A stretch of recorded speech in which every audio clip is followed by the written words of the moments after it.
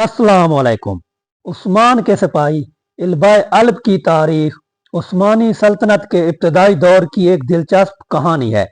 इस वीडियो में आपको मैं इल्बाए अल्ब के बारे में पूरी तफसील बताऊंगा कि इल्बाए अल्ब का सल्तनत उस्मानिया के क़याम में क्या अहम किरदार रहा है और जिस तरह इल्बाए अल्ब को ड्रामे में मंगोलों का जासूस दिखाया जा रहा है, क्या तारीख में भी इस बात का जिक्र है कि इल्बाए अल्ब मंगोलों का जासूस रहा है या नहीं। और दूसरी अहम बात, इस वीडियो के आखिर में मैं आपको कुर्रुस उस्मान के बारे में एक अहम अपडेट्स बताऊंगा, तो वीडियो को आपने पूरा लाजमी देखना है।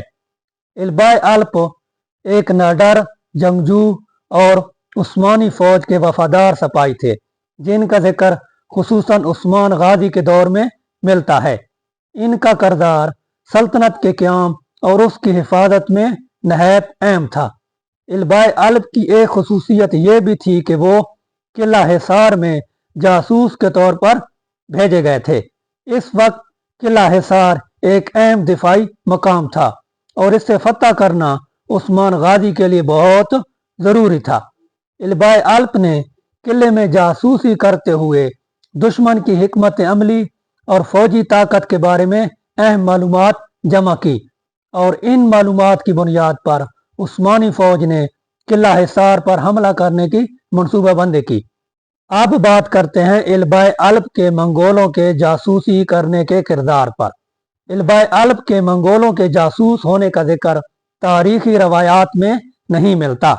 इल्बाए अल्ब उस्मानी सल्तनत के इब्तदाई दौर के एक वफादार और नाडर सिपाही के तौर पर जाने जाते हैं, जो उस्मान गाजी के करीबी साथी थे। मंगोलों के जासूस होने के बजाय इल्बाए अल्ब का किरदार उस्मानी फौज के लिए मालूमात इकट्ठी करना था और दुश्मन के खिलाफ जंगी मनसूबाबंदी में था।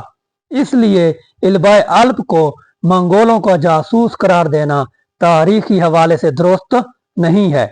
और अब बात करते हैं कुर्रुस उस्मान की नई अपडेट्स में। तो मैं आपको बताता चलूं, कुर्रुस उस्मान की नई आने वाली किस्त 177 इस हफ्ते नहीं आएगी। अगली किस्त 177 8 जनवरी को नशर की जाएगी।